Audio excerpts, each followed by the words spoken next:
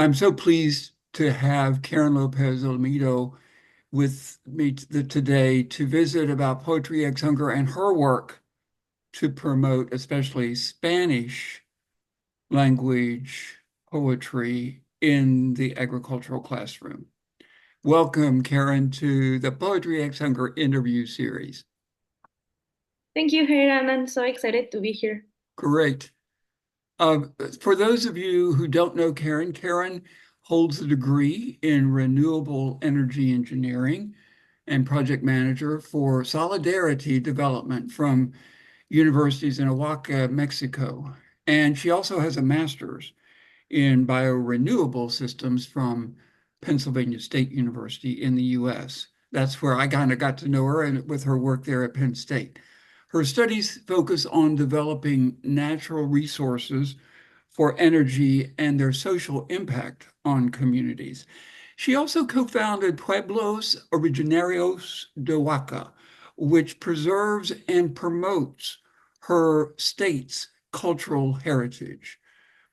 Currently, she's leading the effort at Penn State in the Global Teach Ag Network, or what we call GTAN, GTAN, to involve Spanish-speaking students and instructors in global issues.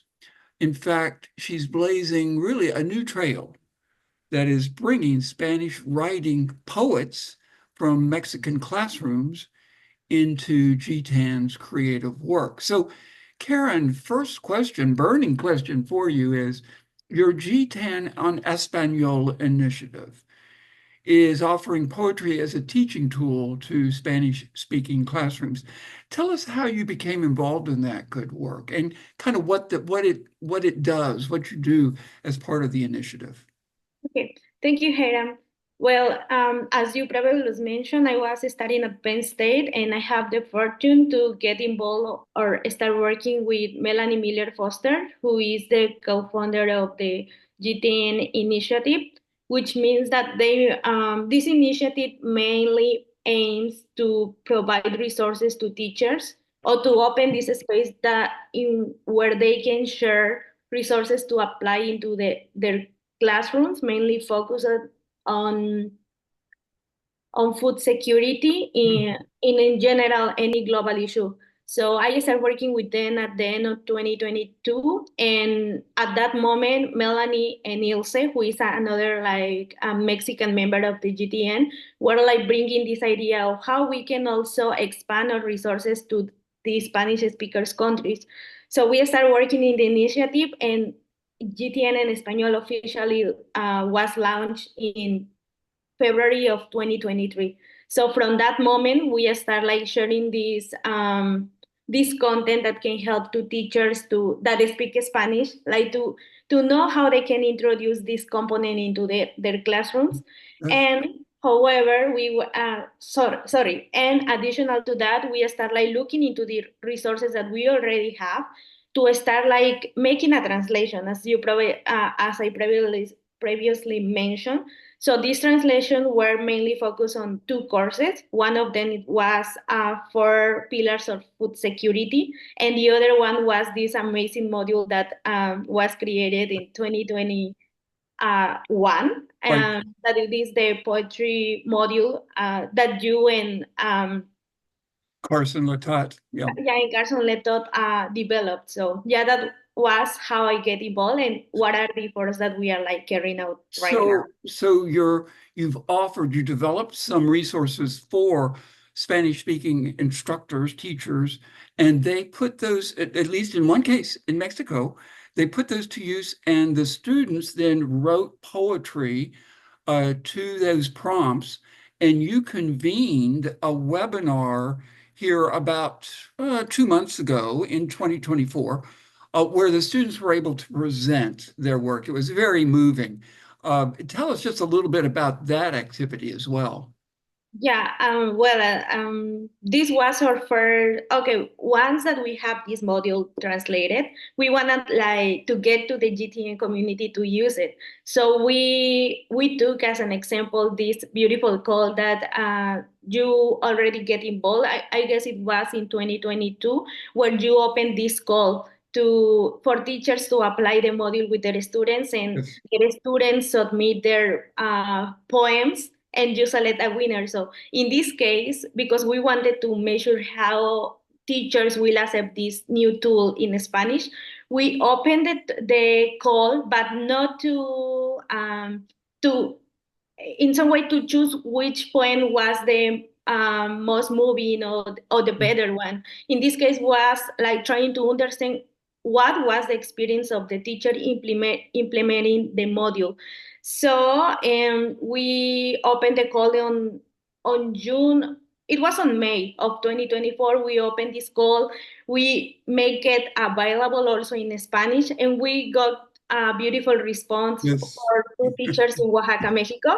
And the ceremony that you were mentioned was the acknowledgement ceremony, Yes. which was before that we announced who were the winner. But Yes. this school was so excited about this.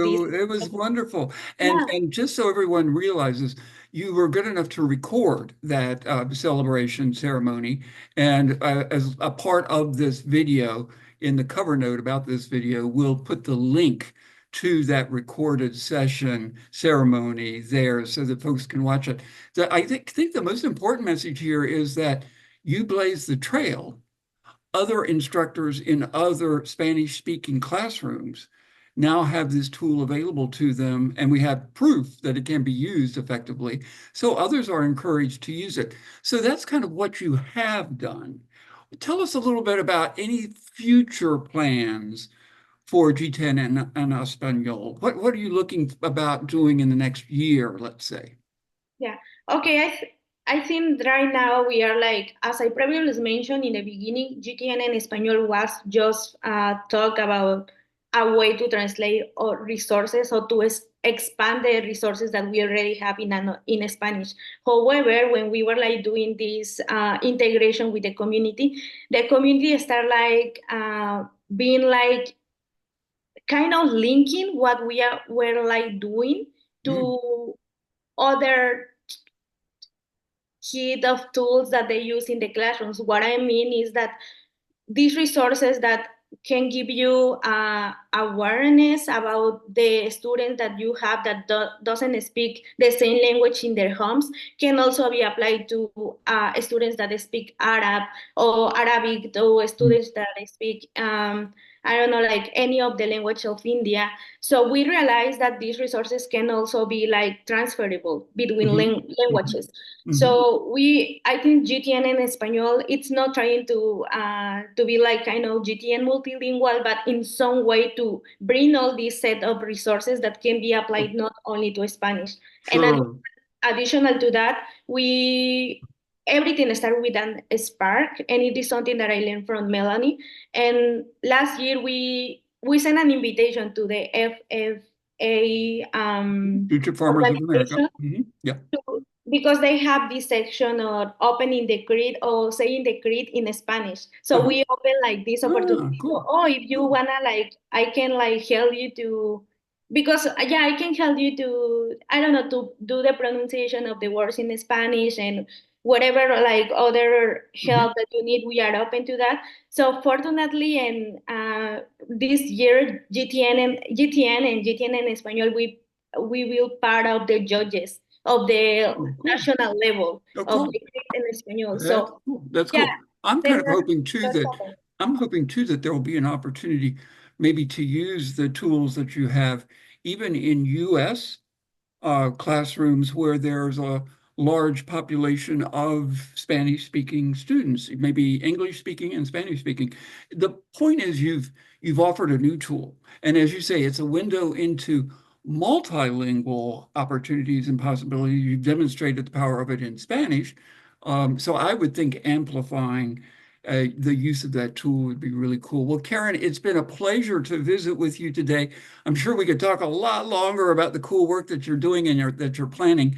Maybe we can get back on the Zoom in a year or two and see kind of what's going on at that point with you and the good work that you're doing. But thank you very much for being here today. Really, really appreciate it. You take care, okay? Okay, thank you, Hiram. Thank you.